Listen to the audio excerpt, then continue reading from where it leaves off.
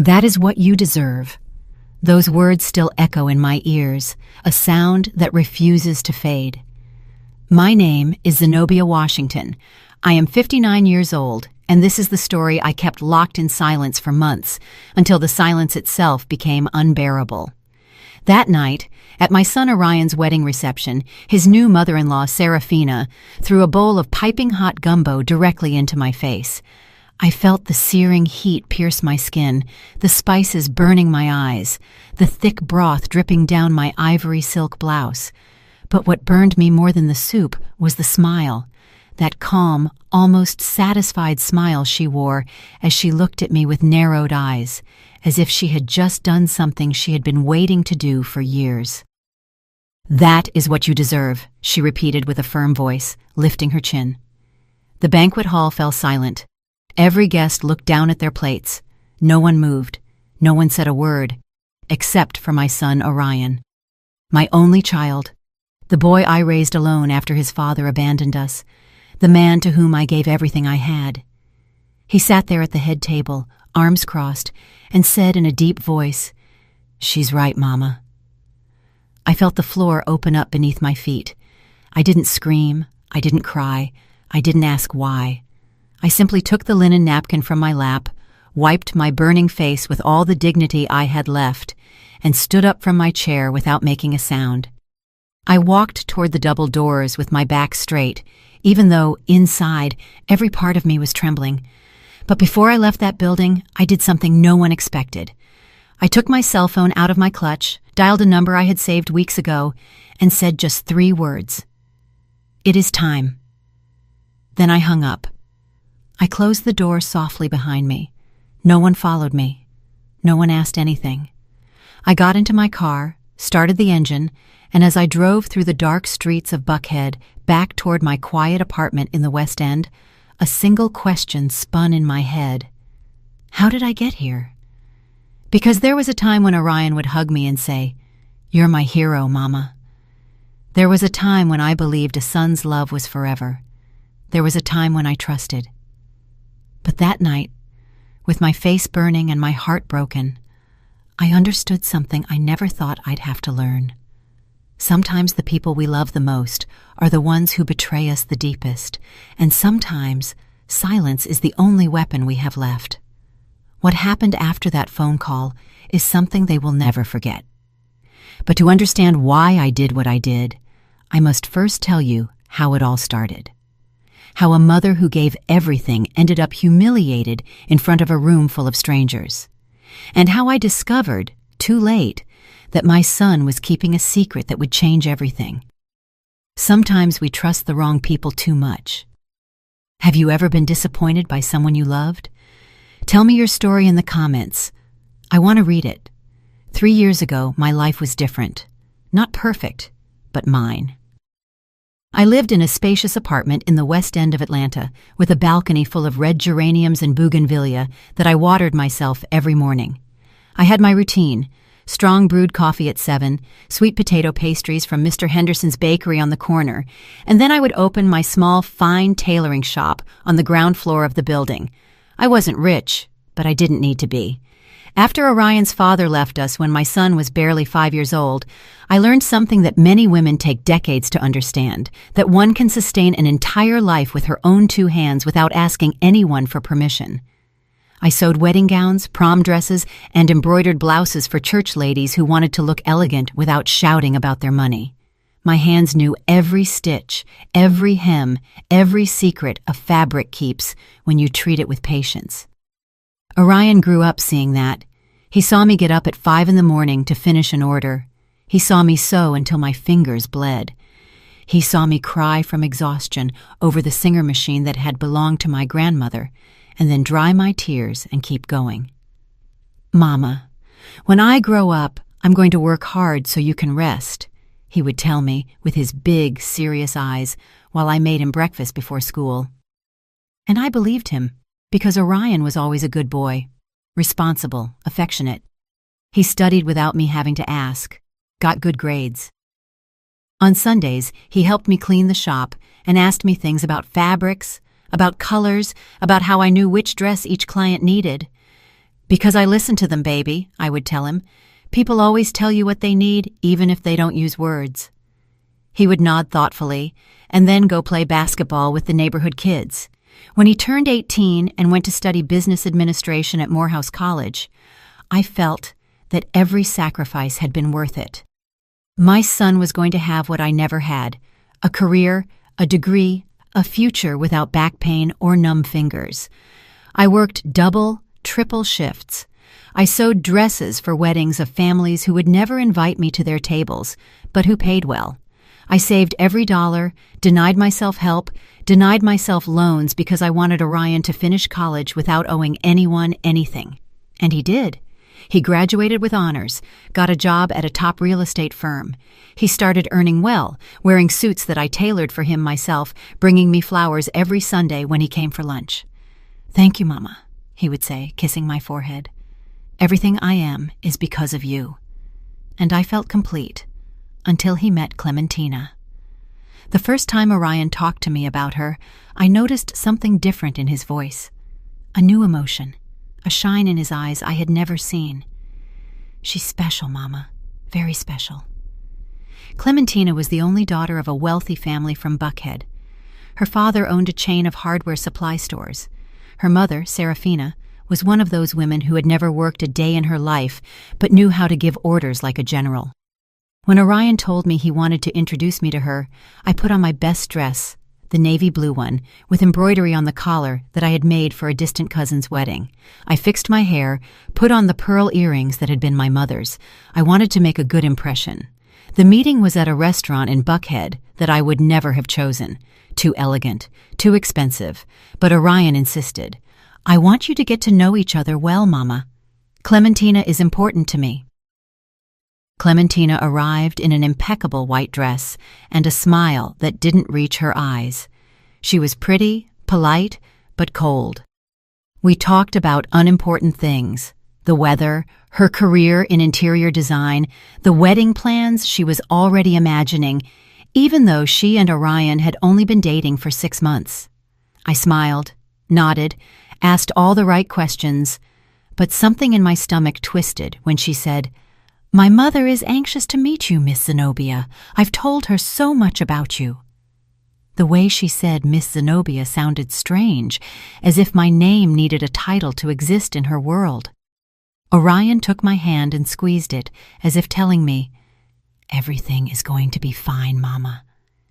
And I wanted to believe him, because back then I still believed that a son's love was stronger than anything else. I still believed that what we had built together, just the two of us for so many years, was unbreakable.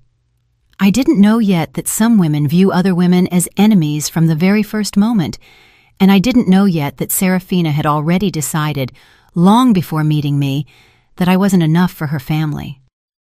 That afternoon, when we left the restaurant, Orion hugged me tight and said, "Clementina adored you, Mama." He told me this in the car. I smiled, but deep down, a small, cold voice whispered something I didn't want to hear. That girl is lying, and Serafina is too. 3 months later, they invited me to dinner at their house. That was when everything started to crack. Serafina's house in Buckhead was exactly as I imagined.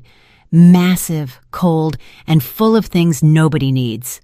Crystal chandeliers, Persian rugs, oil paintings in gold frames, furniture that looked like it came straight out of a decor magazine, so perfect it was scary to dirty it just by looking. When Orion and I arrived that night, Serafina received us at the door with a smile that didn't reach her eyes. "Zenobia, how nice to see you," she said, giving me 2 air kisses without really touching my cheek. Come in, make yourself at home." But I didn't feel at home. I felt like an intruder. Clementina appeared from the staircase, radiant in a pale pink dress that probably cost more than 3 months of my rent. She greeted me with the same polite, empty smile as always. "Miss Zenobia, how nice you look." Again that Miss Zenobia, as if my name only existed with that prefix that made me feel old, foreign, from another world. Serafina's husband, Reginald, was a large man with a raspy voice who barely shook my hand before returning to his armchair in front of the television. He didn't say much all night, just grunted occasionally and drank scotch. Orion seemed happy, comfortable, as if that house were more his than our small apartment where he had grown up. That hurt me more than I wanted to admit. Dinner was served by a young housekeeper who went in and out of the kitchen without making a sound, eyes downcast. Serafina didn't even look at her when she asked for something. "More water, and bring the bread." I tried to smile at the girl when she served me. She gave me a quick, almost grateful look before disappearing again. The conversation during dinner was tense from the start. Serafina talked about her friends at the country club, the vacation they were planning to Hilton Head, the new SUV Reginald had bought. "Because one can't just drive around in anything, right, Zenobia?" she said with a light laugh. "One has to maintain a certain level." I nodded without knowing what to say. Clementina intervened, touching Orion's arm with a possessive gesture. "Mama, I already told Orion that when we get married, he has to think about a bigger car. That car he has is very modest." Orion laughed uncomfortably. "The car is fine, babe. It serves me well." "But we're going to have children, aren't we?" Clementina insisted with a sugary voice. "We need space, safety. Besides, my dad can help you with the down payment." I felt a knot in my stomach. My son had bought that car with his own money. I had watched him work hard to get it, and now this girl was talking about it as if it were an embarrassment. "I think Orion knows what is best for him," I said with a calm but firm voice. Serafina stared at me for the first time all night. "Of course, Zenobia.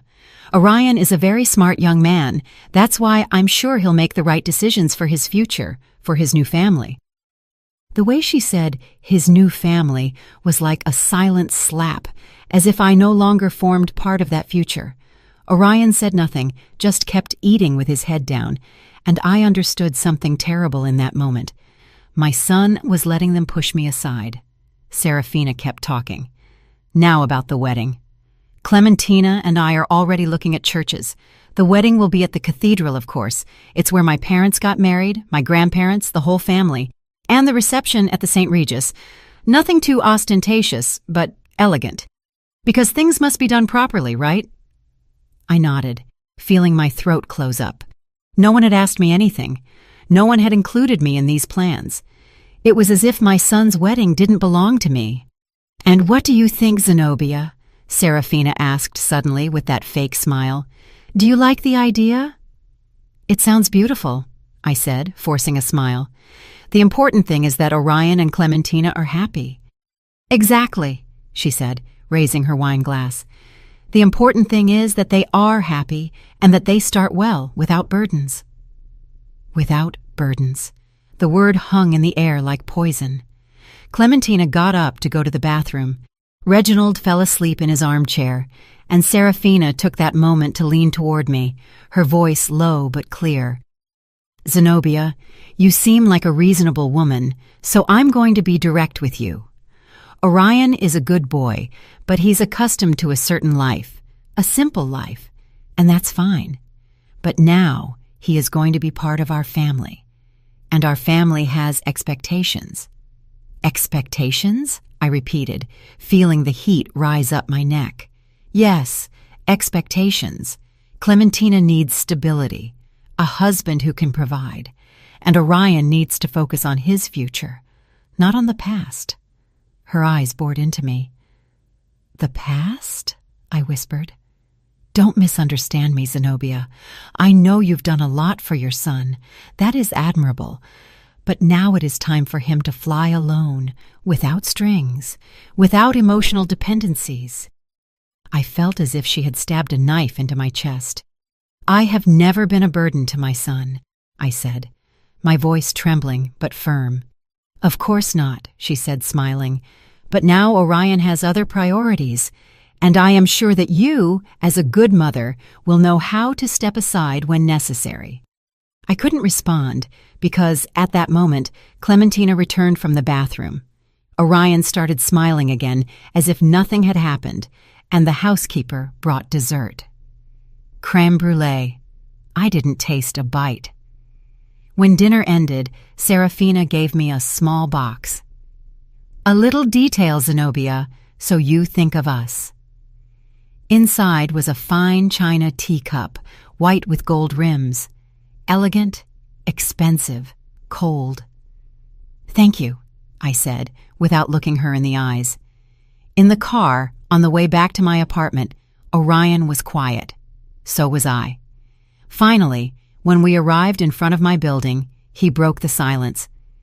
"Did you like Serafina, Mama?" I looked at him, searching his eyes for the boy he used to be, the boy who hugged me and called me his hero. But that boy wasn't there anymore. "She seems like a strong woman," I said, choosing my words carefully. "Yes," he replied, smiling.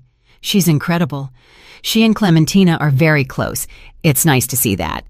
"And us?" I wanted to scream. "We aren't close anymore?" But I said nothing. I just got out of the car, said goodbye with a kiss on the cheek, and walked up the stairs to my empty apartment. That night, while I brewed coffee in my old pot and looked out the window at the city lights, I held the cup Serafina had given me. It was beautiful, perfect. But when I brought it to my lips, I couldn't drink the coffee I had just poured, because that cup wasn't a gift. It was a message. "You don't belong in our world." I left it on the table, untouched, and went back to grabbing my old stoneware mug, the one I had used every morning for years. That one was mine. That one knew the taste of my life.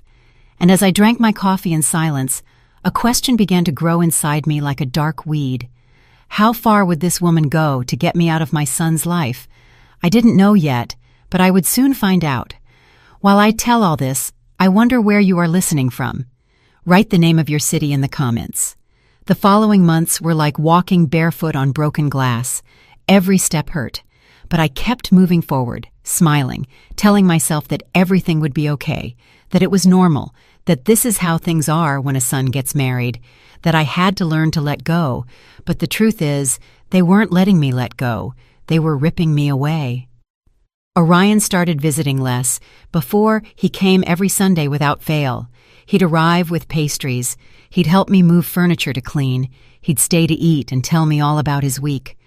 But after that dinner at Serafina's house, the visits became bi-weekly, then monthly, then sporadic, always with the same excuse. "Sorry, Mama. Clementina and I had plans with her family." "Sorry, Mama. Serafina invited us to lunch at the club." "Sorry, Mama. We have to see about the wedding." Always Clementina, always Serafina, always them. I said it was fine, that I understood, that he was busy. But inside, something was dying little by little. One afternoon, Orion called to tell me that Clementina wanted me to go with them to choose the wedding dress. "Really?" I asked, my heart jumping in my chest. "Yes, Mama," Clementina insisted. "She says you're an expert in fabrics and wants your opinion." For the first time in weeks, I felt hope. Maybe I had been wrong about Clementina. Maybe she did want to include me. Maybe it was all a matter of giving it time. On the day of the appointment, I arrived half an hour early at the boutique, an elegant shop in Buckhead, with dresses that cost what I earned in 6 months. Clementina arrived late, accompanied by Serafina and 3 friends who wouldn't stop laughing and taking photos with their phones. "Miss Zenobia," Clementina said, kissing my cheek, "I'm so glad you came. We need your expert eye." I sat on a velvet sofa while she tried on dress after dress, all beautiful, all expensive, all looking the same to my eyes. The friends applauded. Serafina gave orders to the shop assistant, and I sat there, quiet, without anyone asking me anything, until Clementina came out in a French lace dress, strapless, with an endless train. "What do you think, Miss Zenobia?" she asked, twirling in front of the mirror. All eyes turned to me. I took a deep breath and told the truth. "It is beautiful, but I think the strapless cut doesn't flatter you as much. You have delicate shoulders. A dress with lace sleeves or thin straps would highlight your figure better." The silence was immediate. The friends stopped smiling. Serafina looked at me with cold eyes, and Clementina let out a nervous laugh. "Ah, well, it's just that this type of dress is what's in fashion. Miss Zenobia, I don't know if you are very up-to-date with trends." Her friends laughed, quietly but loud enough for me to hear. Serafina stood up and put a hand on Clementina's shoulder. "My baby, you look spectacular in everything. Don't worry, this dress is perfect. We're taking it." Clementina smiled, relieved. "Yes, Mama, You're right, Mama. Clementina had called Serafina Mama, and she still called me Miss Zenobia. I stayed seated on that invisible velvet sofa while they kept talking about veils, headpieces, and designer shoes. No one asked me anything again. When we left the boutique, Orion was waiting for us outside. Clementina ran to him and showed him photos of the dress. "Isn't it true I'm going to look precious, love?" "You're going to be the most beautiful bride in the world," he said, kissing her. I hung back, clutching my purse, feeling like a shadow. Orion finally saw me. "How did it go, Mama? Did you like the dress?" "It's lovely," I said, forcing a smile. "Thank you for coming. I know this is important to Clementina and to you," I wanted to shout. "It's not important to you that I'm here." But I just nodded. "Of course, baby. That's what I'm here for." Serafina approached, took Orion by the arm, and said in a soft voice, "Orion, will you join us for lunch? We have to talk about the final wedding details." "Of course, Serafina." "Mama is coming too, right?" Clementina asked, looking at me with that polite, empty smile. Before I could answer, Serafina said, "Oh no, my dear. Surely Zenobia is tired. Besides, we are going to talk about very specific organizational things. We don't want to bore her." Orion said nothing. He didn't defend me, didn't insist, didn't say, "My mother is coming with us." He just said goodbye with a kiss on the cheek and left with them. I stood on the sidewalk watching them walk away, and for the first time I cried in public. Not much, just a few quick tears that I wiped with the back of my hand before anyone saw me. I took the bus back to my apartment. I didn't want to spend money on an Uber. When I got home, I made coffee in my stoneware mug, the same one as always, the one that knew the taste of my life. The china cup Serafina had given me was still on the table, untouched, gathering dust. I looked at it for a long time, and something inside me whispered, "This isn't going to get better. It's only going to get worse."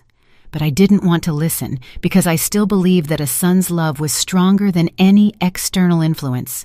I still believed that Orion was going to wake up, that he was going to realize, that he was going to go back to being the boy who hugged me and called me his hero. So I kept going. I kept smiling when they excluded me. I kept saying, "It's okay," when everything was wrong. I kept swallowing the pain so as not to be a problem, so as not to be a burden, so as not to fulfill the prophecy Serafina had planted in my son's mind. "Your mother is going to suffocate you if you don't distance yourself." 2 weeks later, Orion invited me to dinner.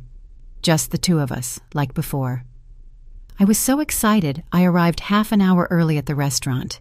I had dressed with care. I wore a burgundy dress that I had sewn myself, with discreet embroidery on the collar. I wanted my son to feel proud of me, but when he arrived, he wasn't alone. Clementina was with him. "Sorry, Mama. Clementina wanted to join us. I hope you don't mind." "Of course not," I lied. Throughout dinner, Clementina talked non-stop about the wedding, about the honeymoon they were planning in Bora Bora, about the condo her father was going to give them as a wedding gift. "It's in Buckhead, Miss Zenobia. 3 bedrooms, 2 full baths, and a terrace with an incredible view. My dad says it's important to start well." Orion looked happy. I just smiled. And when the check came, Orion took out his wallet and said something that split my heart in two. "Mama, can you lend me $2,000? I spent a lot this month on wedding stuff, and I'm a little tight." $2,000. I didn't have $2,000 extra dollars. I barely had enough to pay my rent and the shop expenses, but I took out the money I had saved for the electricity bill and emergencies, and I gave it to him. "Of course, son, don't worry." "Thanks, Mama. I'll pay you back next month." He never paid me back, and I never asked him for it, because in that moment I understood something terrible. I was no longer his mother. I was his bank, his safety net, his plan B. But I was no longer the most important person in his life. That night, when I returned to my apartment, I sat in front of the window with my coffee and looked at the city lights, wondering how I had ended up there, how a woman who had given everything, who had sacrificed her youth, her health, her entire life for a son, could end up feeling so invisible. But I still didn't know the truth. I still didn't know that everything that had happened up to that moment was just the beginning, that Serafina had a plan, and that my son, my Orion, my only child, was already part of it. The wedding approached like an inevitable storm, and I kept pretending everything was fine. Orion went weeks without calling me. When he did, the conversations were brief, distracted, filled with uncomfortable silences. "How are you, Mama?" "Fine, son. And you?" "Fine, fine. Busy with preparations, you imagine." "Well, I gotta go. Clementina is calling me." Click. And I was left with the phone in my hand, feeling like something inside me emptied a little more each time. But the worst wasn't the short calls. The worst were the invitations that never arrived. I found out by chance that there was a bachelor party for Orion, a barbecue at Reginald's house with a live band, with friends of Clementina's family. No one told me. There was also a rehearsal dinner at an extremely expensive Italian restaurant with the godparents, with close family. No one invited me. When I asked Orion why they hadn't included me, he got uncomfortable. "Oh, Mama, they were small things. Last minute we didn't want to bother you." Bother you. As if my presence were a nuisance, as if I were a problem to be avoided. But I stayed quiet, kept smiling, kept saying, "Don't worry, son. I understand." Until one afternoon, everything changed. It was a Tuesday. I remember because Tuesdays have always been slow days at the shop. I was finishing hemming a gala dress when the doorbell rang. I opened the door and found a young delivery guy with a blue cap and a manila envelope in his hands. "Zenobia Washington?" "Yes, that's me." "Sign here, please." I signed without thinking. The boy gave me the envelope and left. I closed the door and looked at the package. It had no return address, just my name handwritten in black ink. Something in my stomach twisted. I sat in the shop chair with trembling hands and opened the envelope. Inside were photographs. Many photographs. At first, I didn't understand what I was seeing. They were images of Orion, my son, in different places. Restaurants, a parking lot, a hotel entrance. But he wasn't alone. He was with a woman, and that woman wasn't Clementina. It was Serafina. I felt the floor move beneath my feet. The first photo showed Orion and Serafina leaving a restaurant. He had his hand on the small of her back. She was laughing with her head thrown back. The second photo was in a parking lot. Orion was opening the car door for her. Their faces were very close, too close. The third photo knocked the air out of my lungs. It was at the entrance of a hotel, the St. Regis. Orion and Serafina entering together. He had a hand around her waist. She was looking at him with a smile I had never seen on her. An intimate smile, a smile of a woman who knows a man's body. I dropped the photographs to the floor. My hands were shaking so much I couldn't hold them. My heart was beating so hard I felt it was going to burst. No, this cannot be real. I picked up the photos with clumsy fingers. I looked at them again and again, looking for some logical explanation. Maybe it was a business lunch. Maybe Serafina needed help with something. But there were more photos. Orion kissing Serafina's cheek, too close to her lips. Serafina adjusting Orion's tie with her hands on his chest. Both of them entering an apartment, an address I didn't know. And the last photo, the one that made me let out a moan I didn't know I had inside.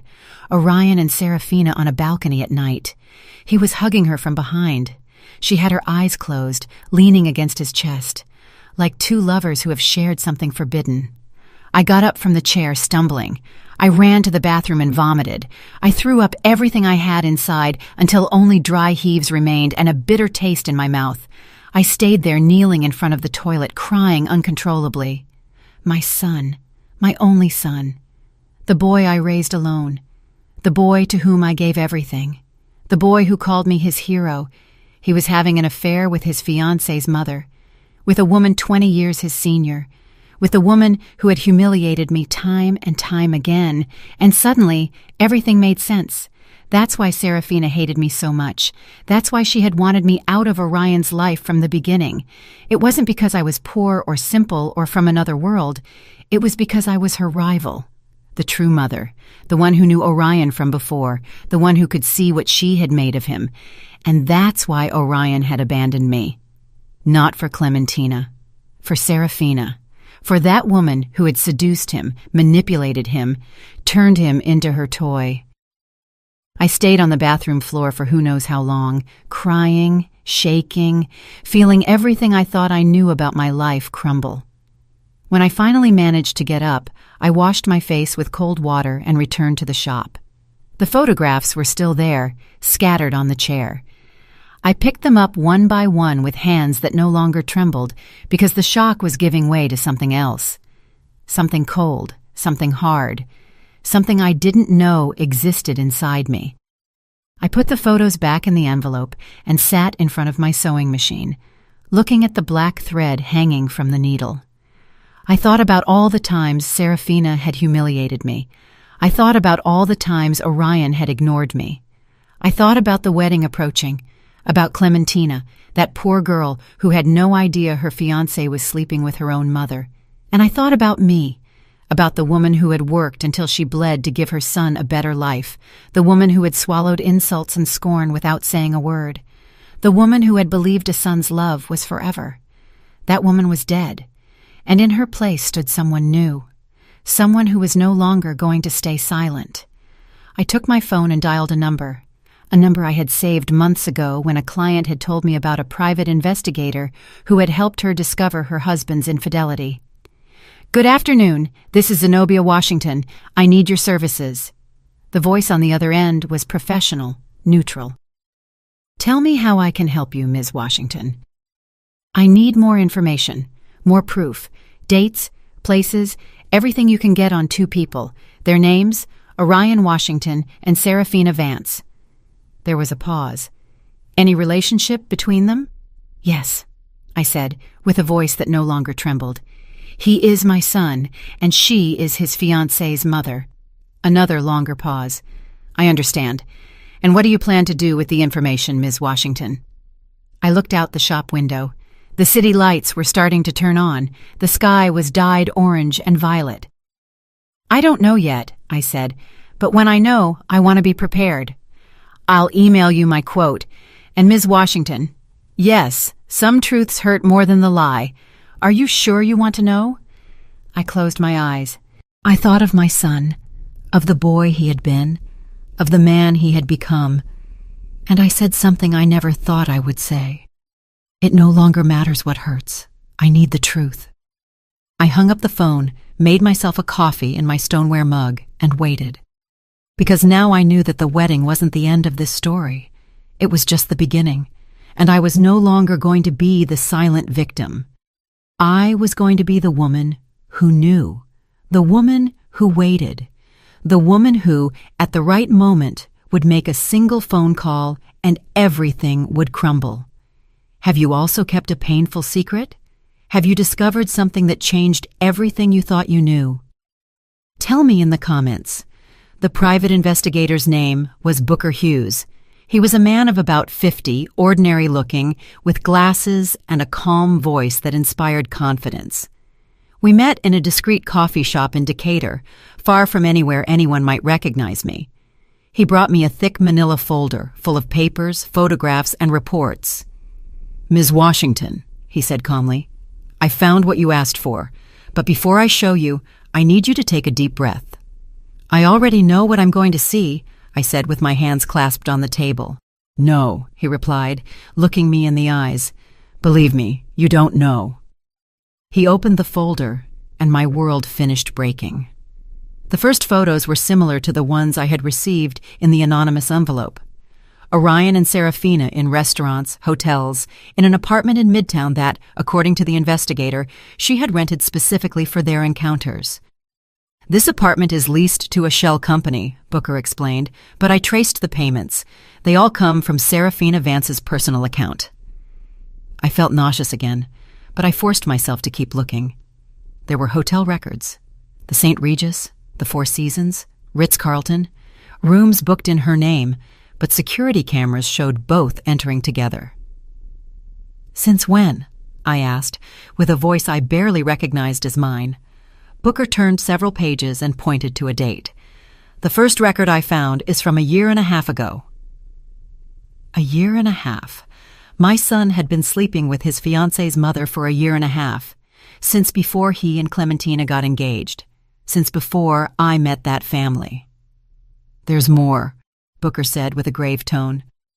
He showed me bank statements, transfers from Serafina's account to Orion's account, large amounts, 10,000 here, 20,000 there, 50,000 on one occasion. What is this? I whispered. Payments, Booker said.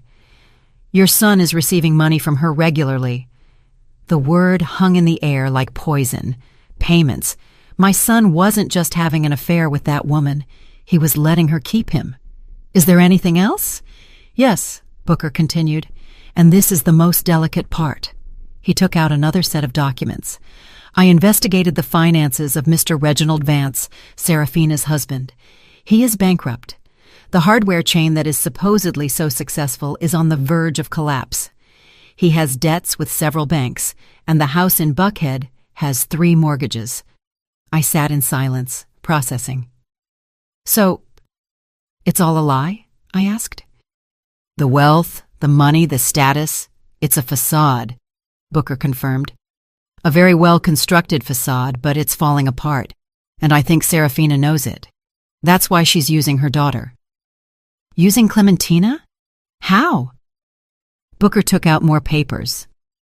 Clementina inherited a considerable fortune from her maternal grandmother 2 years ago, close to $4 or $5 million in property and bank accounts, but that money is in a trust that can only be touched under certain conditions. What conditions? That Clementina gets married. Once married, she has full access to that inheritance, and if something were to happen to Clementina while married, the money automatically passes to her spouse. I felt the air escape my lungs. Orion, I whispered. Exactly, Booker said. If Orion marries Clementina and something happens to her, he inherits everything. And considering the relationship he has with Serafina, he didn't finish the sentence. He didn't have to. Do you think they plan to harm Clementina? I asked, feeling horror rise up my throat. I don't have proof of that, Booker said carefully. But I do have proof that Serafina is a very controlling, very ambitious, and very desperate woman. And your son, Ms. Washington, forgive me for saying it this way, your son is completely under her control. I closed my eyes. I thought of my Orion, of the boy who hugged me, of the young man who graduated with honors, of the man I thought I had raised. At what moment had he become this? At what moment had he stopped being my son and become the puppet of an unscrupulous woman? There is one last thing, Booker said, and it is the most important. He took out an audio recording, a small device. I managed to place a microphone in the Midtown apartment. It's illegal, I know, but I thought you needed to hear this.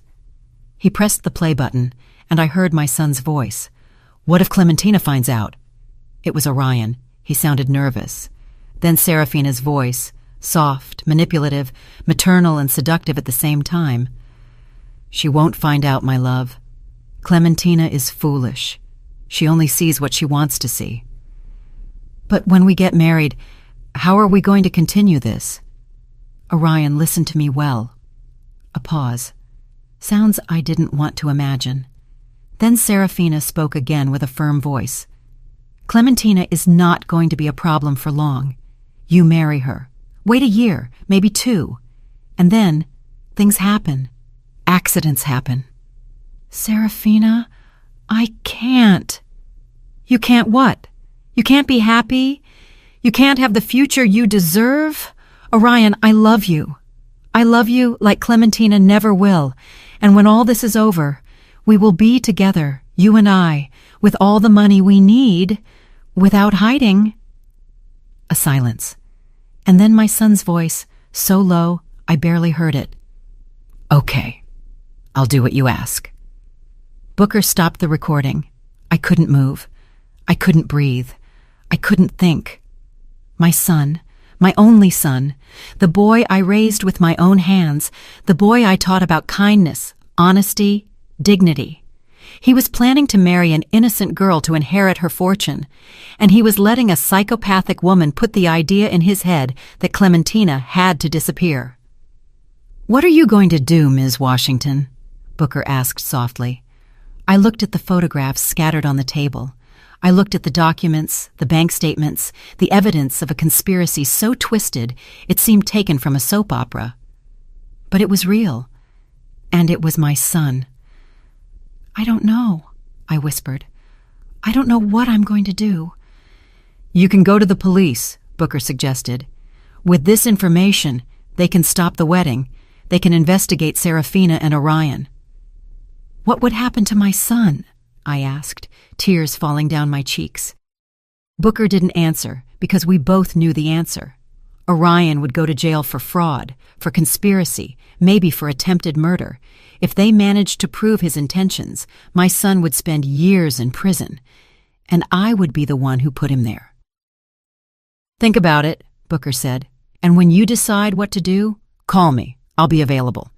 He gave me his card, paid for the coffee, and left.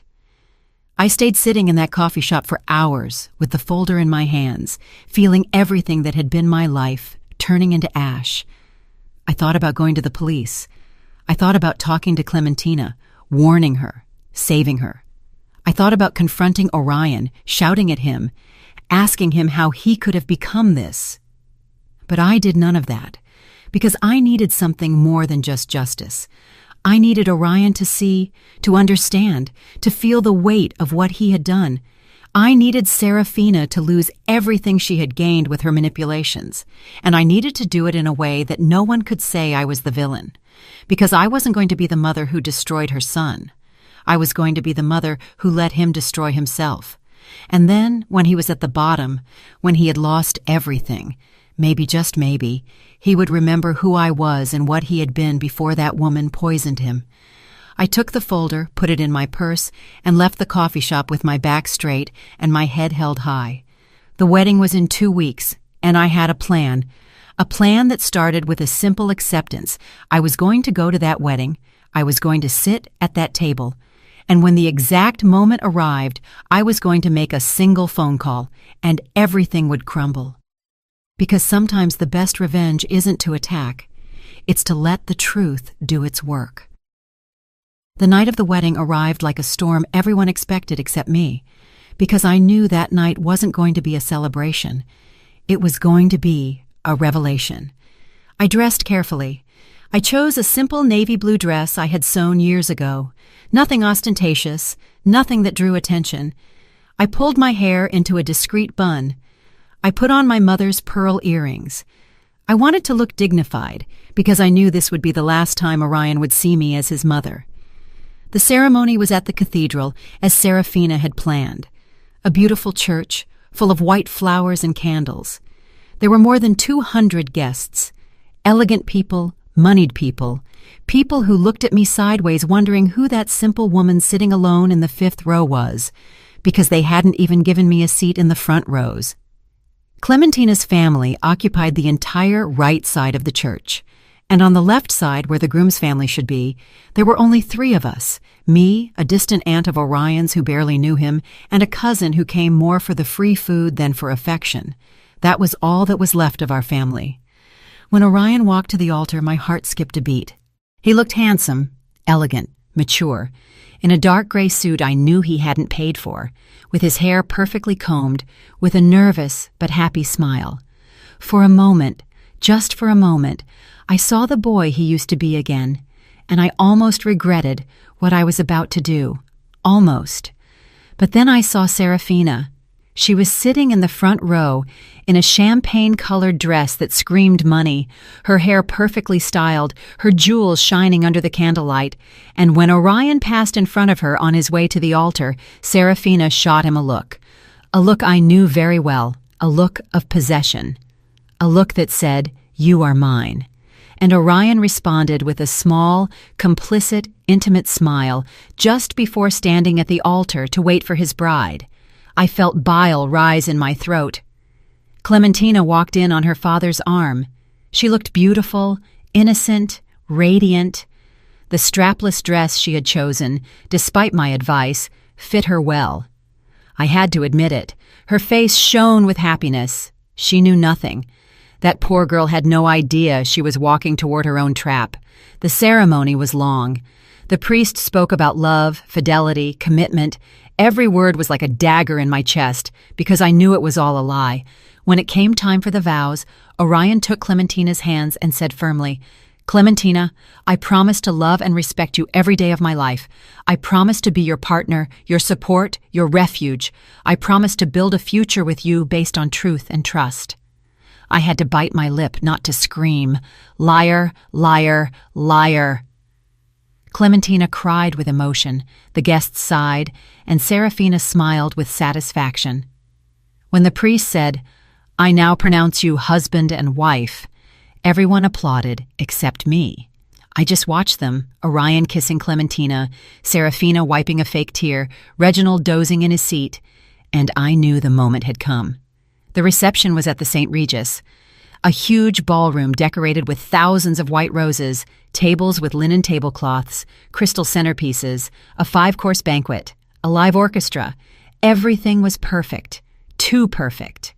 They seated me at a table in the back, far from the head table, far from Orion, with people I didn't know and who didn't speak to me all night.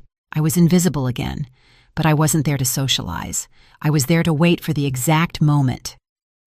During dinner, I observed. I saw how Serafina controlled everything from her spot at the head table, how she gave discreet orders to the waiters, how she looked at Orion every time Clementina wasn't looking. And I saw how Orion returned those looks. It was disgusting. It was brazen. It was sick. When dinner ended, the dancing began, the newlyweds' waltz, the dance with the parents. Orion danced first with Clementina. Then it was his turn to dance with the groom's mother, with me. I got up from my table, walked toward the dance floor. Everyone was watching me. Orion extended his hand with a forced smile. "Mama." "Son," I replied, taking his hand. We danced in silence for the first few seconds. The music was soft, romantic. Everyone watched us. "You look beautiful, Mama," he said without looking me in the eyes.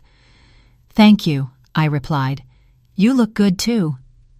Another silence. "Are you happy?" I asked him. "Yes," he replied quickly. "Very happy." "Really, Orion? Are you truly happy?" For the first time all night, he looked me in the eyes, and I saw something there, something small, something that might have been guilt, or maybe just discomfort. "Yes, Mama, Clementina is wonderful. We're going to be very happy together." "And Serafina?" I asked, lowering my voice. "Is she wonderful too?" His body tensed. He stopped dancing for a second, then continued, squeezing my hand tighter. "I don't know what you're talking about." "I think you do know, son." "Mama, this isn't the moment." "When is it going to be the moment, Orion? When? After something happens to Clementina? After you inherit her money?" He stopped completely. Let go of me. Looked at me with hard eyes. "What did you say?" "I know everything, Orion. Everything." The music kept playing, but we weren't dancing anymore. People started looking at us, whispering. "You don't know anything," he said in a low, threatening voice. "You're inventing things." "I have photographs. I have hotel records. I have bank statements. I have recordings." His face went pale. "Mama, what did that woman do to you, Orion? What did she do to turn you into this?" "You don't understand," he exploded, raising his voice. "You're never going to understand." The music stopped. Everyone was staring. Clementina came running over, her wedding dress dragging on the floor. "What's happening, Orion? Miss Zenobia?" Serafina appeared out of nowhere. She stepped between Orion and me. "Zenobia, I think it's better if you leave. Are you making a scene?" "A scene?" I repeated, feeling the rage rise up my chest. "I'm making a scene?" "Yes," she said firmly. "This is my daughter's wedding, and I'm not going to allow you to ruin it with your dramas." "My dramas?" I laughed without humor. "You want to talk about dramas, Serafina?" Clementina looked at us without understanding. Orion was paralyzed.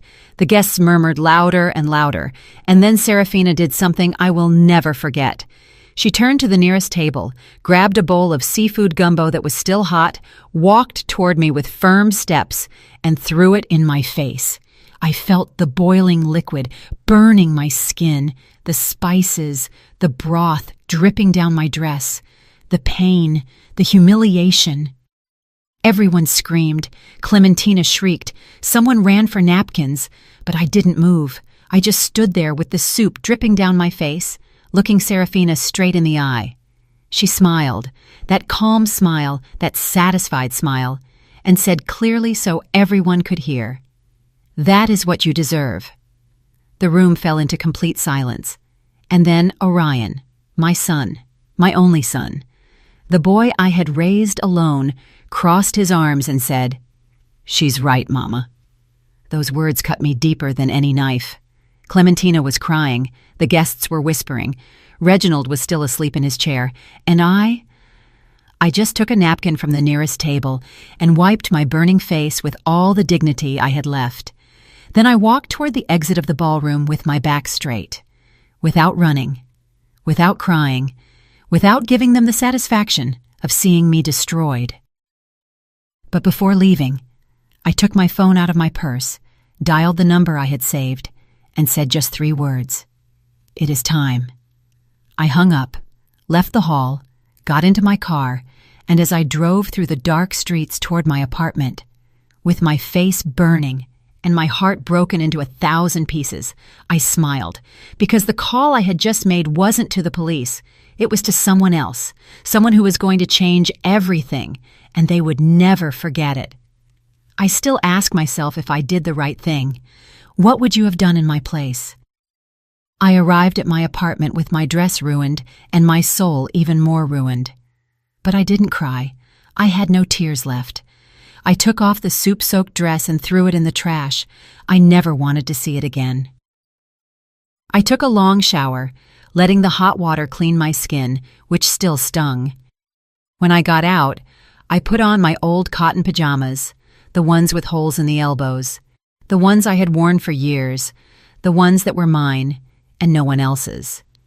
I made coffee in my stoneware mug, the same one as always, and sat in front of the window to wait, because I knew the call I had made was going to have consequences, consequences that would start that very night. The person I had called wasn't the police. It wasn't a lawyer. It wasn't anyone who could put my son in jail. It was someone much more powerful than all that. It was Clementina's grandfather, Cornelius Estrada, Clementina's mother's father, the man who had left those millions in trust for his granddaughter. An 82-year-old man, a widower, a retired businessman. One of those men who built empires with their own hands and who didn't tolerate lies or betrayal. I had met him months ago at one of the few family gatherings I had been invited to. It was a casual lunch at Serafina's house. I was quiet in my corner, invisible as always, when Cornelius sat next to me. "You're the boy's mother, right?" he asked with a raspy but kind voice. "Yes, sir, I'm Zenobia." "Zenobia," he repeated, testing my name. "Pretty name. And what do you do, Zenobia?" "I have a sewing shop. I make dresses, alterations." "Ah, you work with your hands like me. I like that. People who work with their hands have soul." We talked through the whole lunch. He told me about his life, how he started selling tools out of a truck and ended up owning a hardware chain across the Southeast, how he had worked 14 hours a day for 50 years, how he had been widowed 10 years ago and still missed his wife every morning. "My daughter Serafina doesn't visit me much," he said with sadness. "She says I'm old, that I smell old, that my house is full of junk." "I'm sure she loves you very much," I said, trying to be kind. "No," he replied with brutal honesty. "My daughter loves me for my money, but I don't have money anymore. I left it all to my granddaughter Clementina, because she does visit me. She does hug me. She still has a heart." He gave me his card that day. "If you ever need anything, Zenobia, call me. I like people who work with their hands." I kept that card in my wallet, and 3 weeks after receiving the photographs, I called him. We met at his house, an old craftsman bungalow in Inman Park, full of antique furniture and family photos. He received me with strong coffee and pastries. "Tell me, Zenobia, what is so urgent?" I showed him everything: the photos, the bank statements, the recordings, the documents proving the conspiracy. Cornelius listened in silence. His face changed color. First pale, then red, then purple with rage. When I finished, he stayed quiet for a long time. "My granddaughter is in danger," he said finally, his voice shaking. "Yes, sir." "And your son?" "Your son is part of the plan." "Yes, sir." "Why are you telling me? Why don't you go to the police?"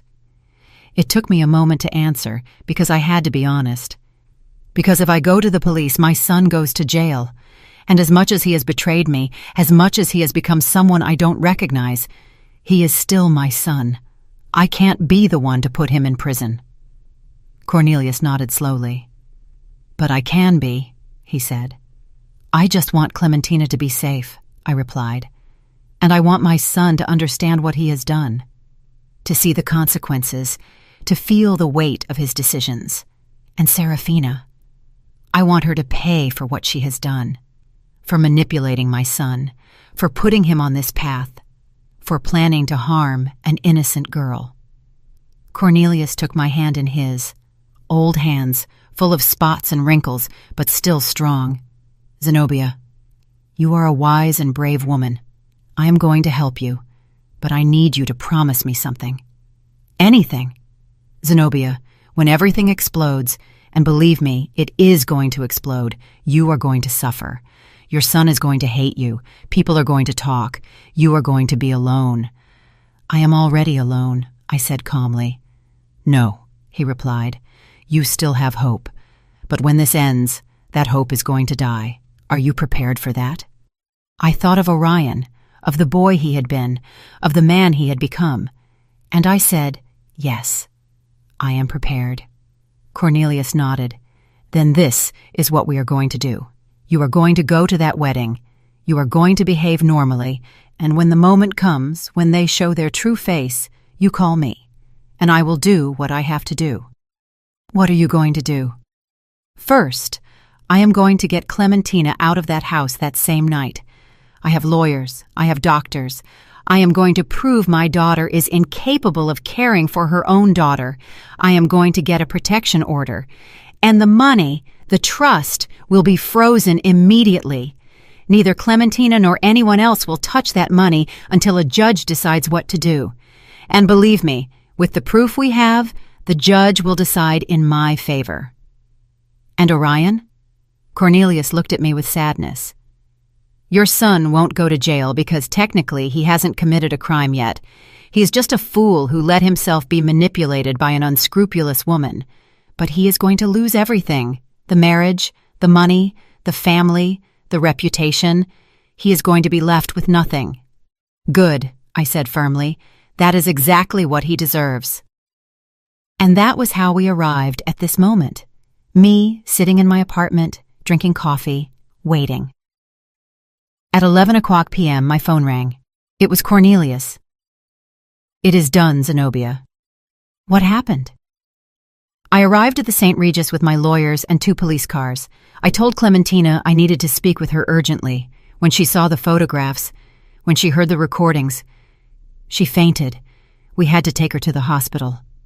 "My God, is she okay?" "Physically, she is fine, but emotionally, that girl is destroyed." "I'm so sorry." "It's not your fault, Zenobia. It is my daughter's fault, and that boy's fault." "What happened with Orion and Serafina?" Orion tried to explain, tried to say it was all a lie, but when he saw the proof, he fell silent. He stood there in his groom's suit, surrounded by guests who were whispering and pointing at him without saying anything. And Serafina, that woman. Cornelius's voice filled with contempt. That woman tried to deny everything, said the photos were edited, the recordings were fake, that it was a conspiracy against her. Did they believe her? Of course not. The scandal was monumental. Guests went running. The hotel staff didn't know what to do. And Reginald, that useless man, slept through the whole drama. And now? Now Clementina is under my custody. We are going to annul the marriage. It was the same night, so legally, it's as if it never existed. The trust is frozen, and I filed a complaint against Serafina for fraud, extortion, and conspiracy to commit murder. Is she going to jail? God willing, yes. The lawyers say we have a solid case. Thank you, Cornelius. Thank you for protecting Clementina. No, Zenobia. Thank you for warning me in time. You saved my granddaughter's life. There was a silence. And your son? Cornelius asked. Do you want to know about him? I closed my eyes, breathed deep. Tell me. He left the hotel at 2 a.m, alone, without anyone. The guests looked at him with scorn. No one defended him. No one helped him. He left in his car, and I don't know where he went. I understand. Zenobia, your son lost everything tonight. How do you feel?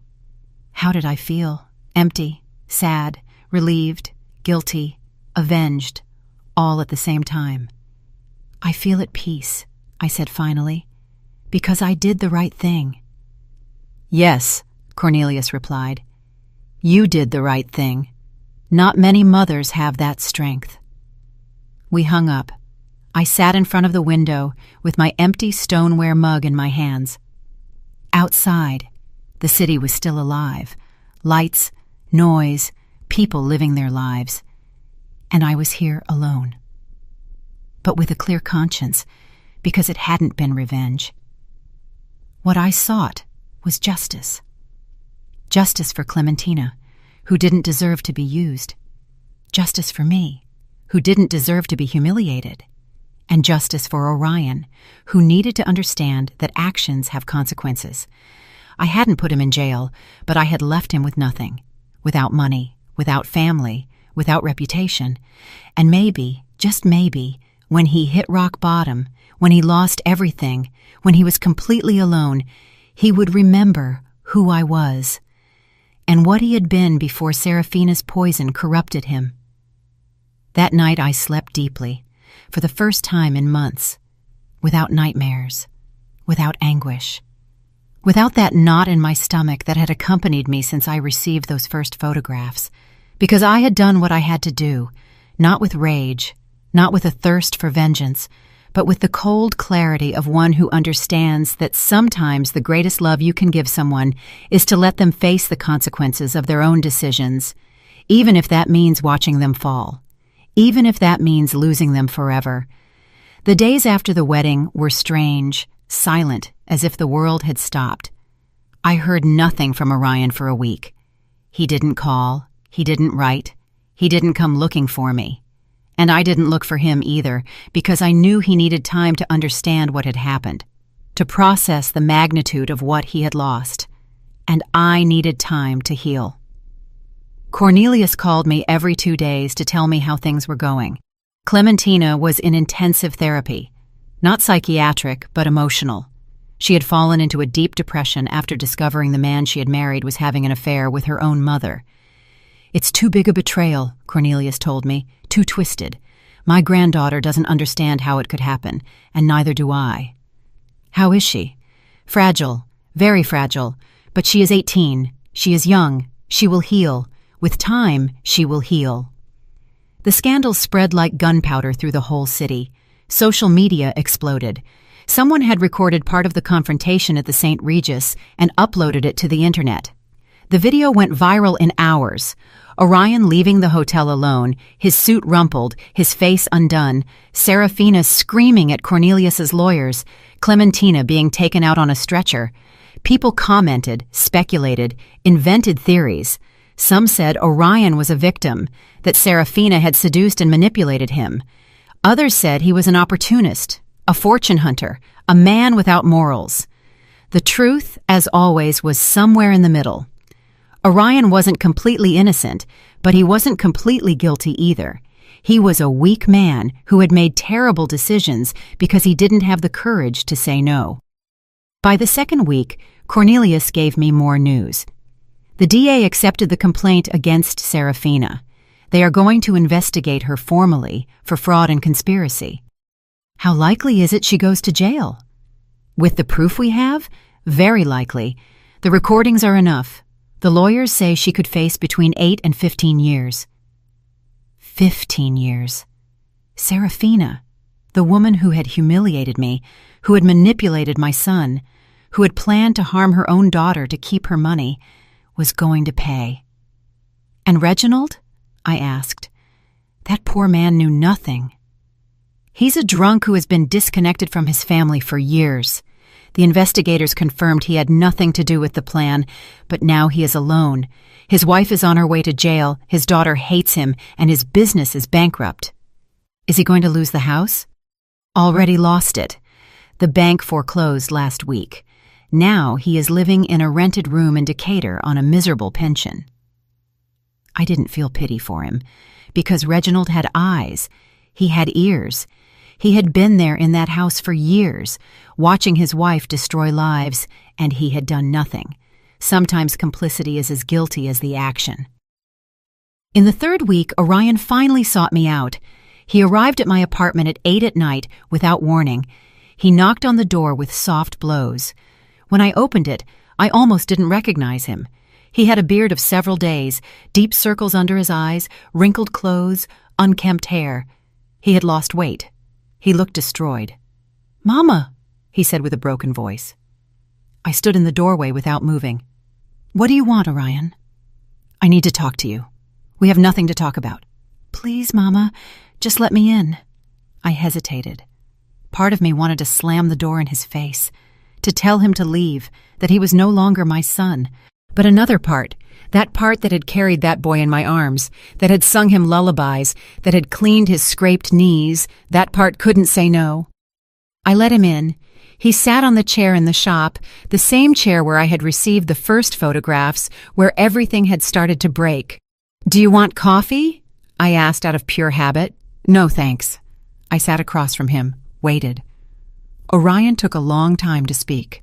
When he finally did, his voice was barely a whisper. "I'm sorry, Mama." "What are you sorry for?" "Everything. Everything I did. Everything I did to you." "And Clementina? Are you sorry for her too?" He nodded, tears falling down his cheeks.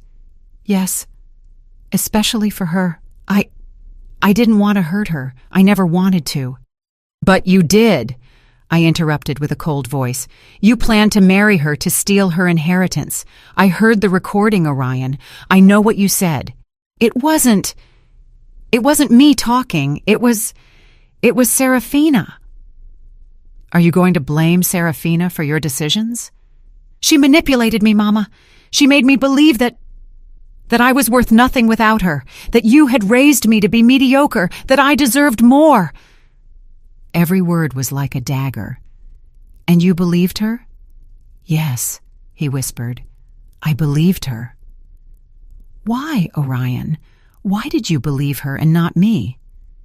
"Because she gave me what you never could." "Money, right?" "Well, yes, but not only that. She gave me attention. She made me feel important. She made me feel like I was special." "I made you feel special too." "No, Mama, you made me feel guilty." I stared at him. "Every time I came to visit you, I saw your small apartment, your old clothes, your tired hands, and I felt guilty for having more than you. Serafina never made me feel guilty. Serafina told me I deserved everything I had." I stayed silent, processing his words, and I understood something terrible. My son hadn't left me out of malice. He had left me because he couldn't stand remembering where he came from, because I was the mirror of his poverty, of his humble origins, of everything he wanted to forget. And Serafina had offered him an exit, a way to become someone new, someone important, someone who didn't have a seamstress mother reminding him of his roots. "You know what is the saddest thing about all this, Orion?" I said finally. "That I never made you feel guilty. You just felt guilty because you knew deep down that you had abandoned me. I know. I'm a bear. I know, Mama. And I am so sorry. Where have you been these weeks? Cheap hotels, spending the little I had left. I lost my job. No one wants to hire me. My name is all over social media. I'm a laughingstock. And the house Reginald was going to give you? Never existed. It was all a lie. The hardware stores are bankrupt. The house in Buckhead is foreclosed. There was no money, only debt. And Serafina is in jail awaiting trial. Her lawyers say she's going to be sentenced to 10 to 15 years. Good, I said without remorse. Orion looked at me with red eyes. Don't you feel anything for her? Should I?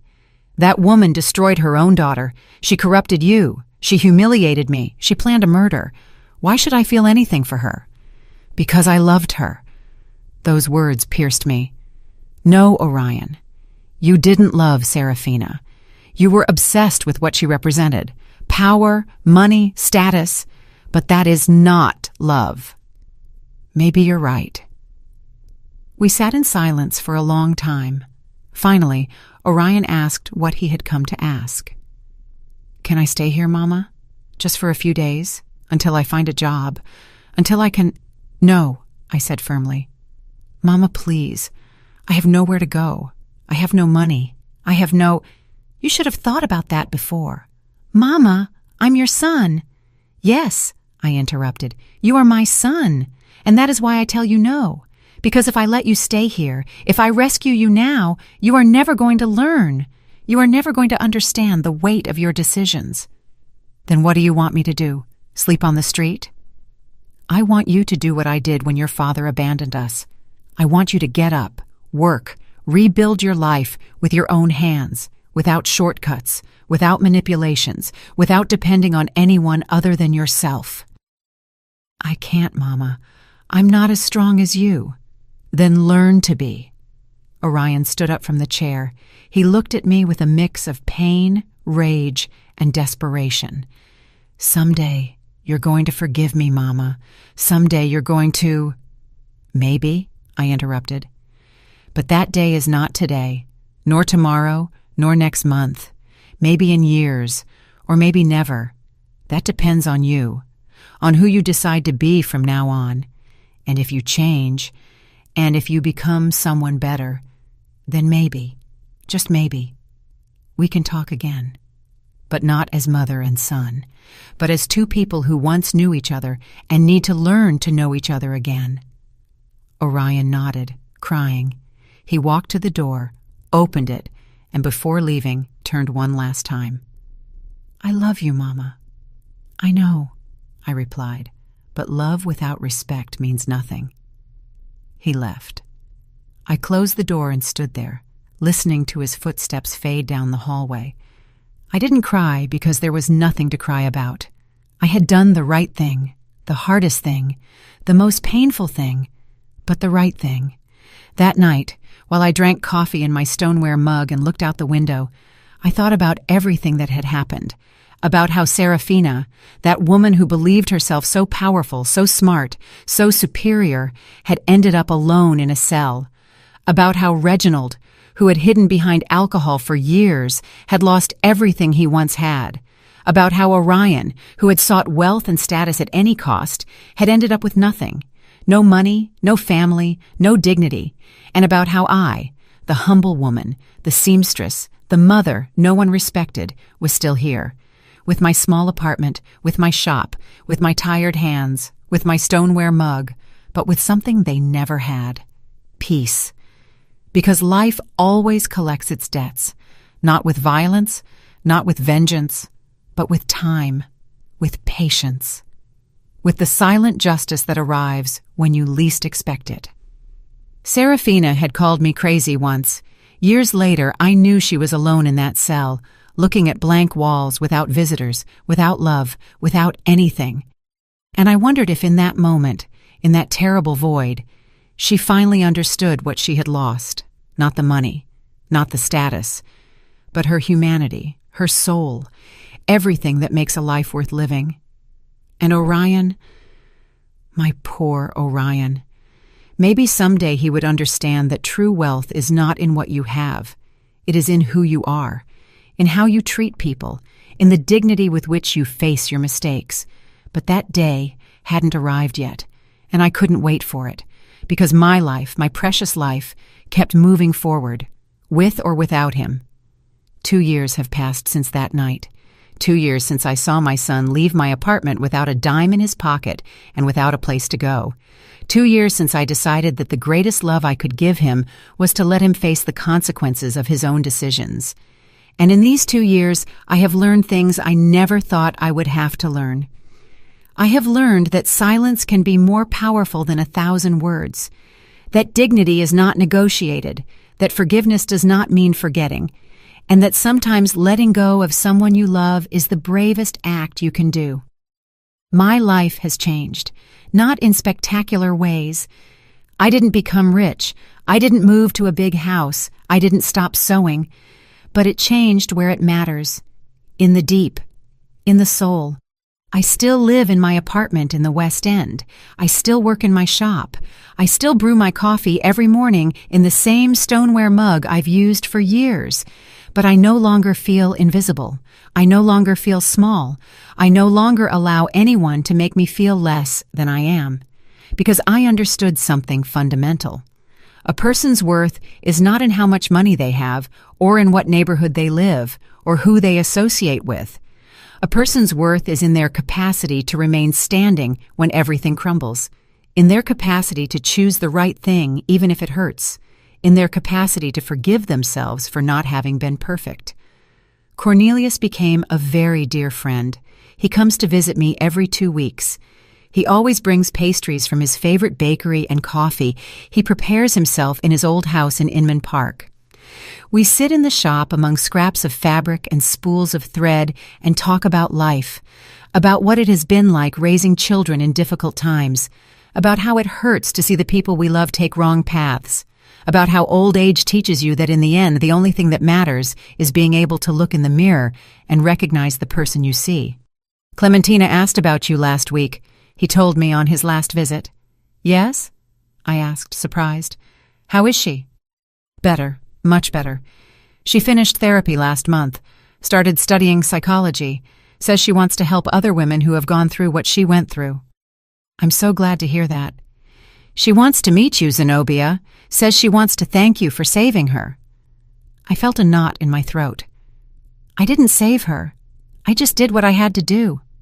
That is exactly what saving someone means, Cornelius replied, with a sad smile. Doing the right thing, even if it costs you everything. Clementina came to visit me one October afternoon. She arrived alone, without warning, knocking timidly on the shop door. When I opened it, I almost didn't recognize her. She was no longer the fragile, scared girl I had seen at the wedding. Now there was something different in her, something stronger, more mature. Ms. Zenobia, she said softly, can I come in? Of course, child, come in.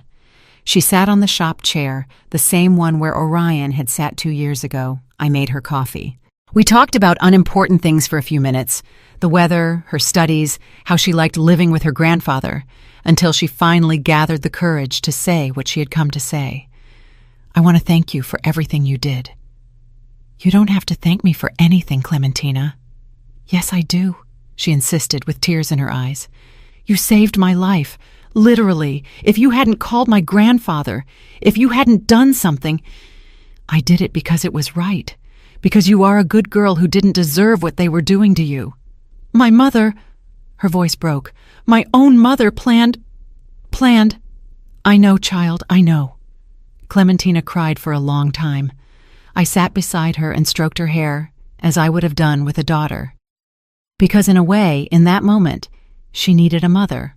A real mother, not the one she had had, but the one she deserved to have. How did you get over it? She asked me when she calmed down. How did you manage to keep going after everything that happened with Orion? I breathed deep. It wasn't easy.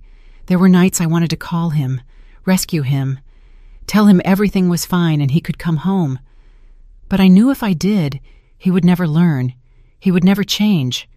And has he changed? I don't know, I admitted. 6 months ago, he wrote me a letter. He told me he got a job in a factory, that he's living in a small room in Norcross, that he's going to therapy, that he's trying to be better. Did you reply? No, not yet. Why? Because I need to be sure he is changing for him, not for me. I need to know he is doing the internal work he has to do, and that takes time. Clementina nodded thoughtfully. I'm doing that work too. In therapy, I learned I can't blame myself for what my mom did, that it wasn't my responsibility to detect something was wrong, that I was just a girl who trusted the wrong people. Exactly, I said, taking her hand. And now you are a woman who is learning to trust again, but in the right people, starting with yourself. Clementina stayed all afternoon. She helped me sew the hem of a wedding dress. She told me about her plans to someday open a support center for women victims of abuse. And when she left, she hugged me tight and whispered in my ear, "Thank you for being the mother my own mother never was." That night I cried, not from sadness, but from something more complex, because I had lost a son, but in a way, I had gained a daughter, not by blood, but by heart. 3 months ago, I received news of Serafina. Cornelius called me one morning with a grave voice. "Zenobia, I need to tell you something about Serafina." What happened? She was sentenced, 12 years in prison, without possibility of early release.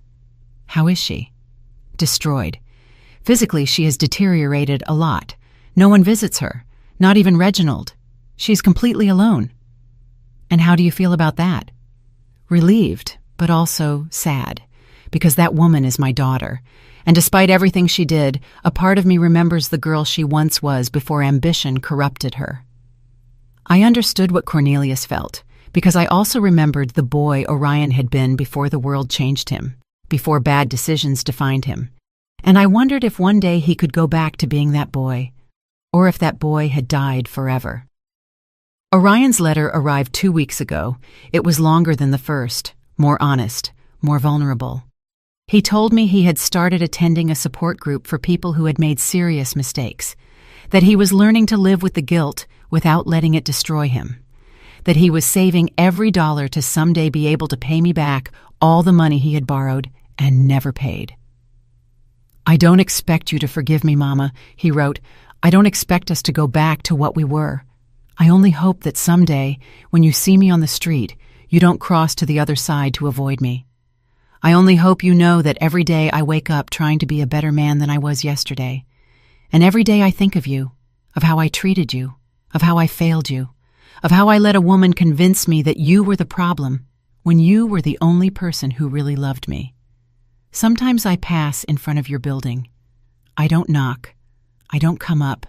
I just stand there on the sidewalk looking at your window, wondering what you might be doing, if you're sewing, if you're drinking coffee, if you ever think of me. And then I leave because I know I have no right to bother you. I have no right to ask you for anything else. But I want you to know something, Mama. Something I never told you enough when I should have. Thank you. Thank you for raising me alone. Thank you for sacrificing so much. Thank you for giving me opportunities you never had. And thank you for having the courage to let me fall when I needed it most. Because now I understand that you didn't let me fall out of hate. You let me fall out of love. And that was the greatest gift you could give me. I love you, Mama. I have always loved you, even if my actions said otherwise. Your son, Orion." I read that letter 5 times.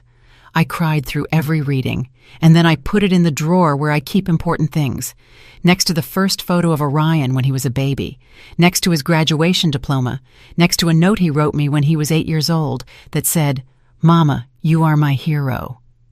I haven't replied to him yet, but I think I will soon, because I have learned that forgiveness is not forgetting what happened. Forgiveness is remembering what happened, feeling the pain, and still choosing to move forward without carrying that weight in your heart. It doesn't mean I'm going to forget. It doesn't mean things are going to go back to how they were before. But it means I am ready to build something new, something different, a relationship based not on what we were, but on what we can be. Last night I had a dream. I dreamed I was sitting in my shop sewing when they knocked on the door. I opened it, and it was Orion. But not the Orion of now, nor the Orion who betrayed me. It was the boy, my boy, with his big eyes and his innocent smile. "Mama," he told me, "I lost my way, but I think I found it again." And I hugged him and cried and said, "Welcome home, my son." When I woke up, I had tears on my cheeks, and I knew that dream was a sign. Not that everything was resolved, but that I was ready to start healing, to start forgiving, not just Orion, but myself, for not having been the perfect mother, for not having protected him from everything, for not having seen the signs sooner. Because the truth is that none of us is perfect. We all make mistakes. We all hurt people we love. We all get lost at some point. But what defines us is not the mistakes we make, it is what we do after. If we learn, if we grow, if we get up, or if we stay there on the ground blaming others for our fall. This morning, while I prepared my coffee in my stoneware mug, I looked out the window and saw the streets of Atlanta filling with people. People in a hurry, people with problems, people with dreams, people with pain. And I understood that we are all part of the same story, a story of mistakes and redemptions, of falls and risings, of losses and findings. And my story, this story I have told you, is just one more among millions. But it is mine, and I am proud of it. Because I survived, because I didn't break, because I maintained my dignity when everything around me crumbled, and because I learned that true strength is not in never falling, it is in getting up every time you fall. Now I am 61 years old, 2 years older than when this story began, and I feel I have lived an entire lifetime in these 2 years. I keep sewing wedding dresses for girls who dream of eternal love, and every time I sew, I think of Clementina, in her strapless dress, in how that day she thought she was starting the best stage of her life, and I pray that someday, when she is ready, she finds a real love, a love that sees her, that respects her, that values her, not for her money, not for her last name, but for who she is. And I pray for Orion, because despite everything, he is still my son. And a mother never stops praying for her children, even if they have hurt her, even if they have betrayed her, even if they have made her cry until she ran out of tears. A mother's love has no limits, but now I know it shouldn't have conditions that allow abuse either. Love must be firm, honest, brave. Love must tell the truth even if it hurts. It must set limits even if it costs. It must let go even if it wants to hold on. Because only then, with that difficult and brave love, can we help the people we love to become the best they can be. If my story helps a single woman open her eyes, if it helps a single mother understand that loving doesn't mean permitting, if it helps a single person choose dignity over comfort, then it will all have been worth it. Every tear, every pain, every sleepless night, every difficult decision, everything. Because this story isn't just mine. It belongs to all the women who have been humiliated and have chosen to stand up, to all the mothers who have had to let go of their children to save them, to all the people who have faced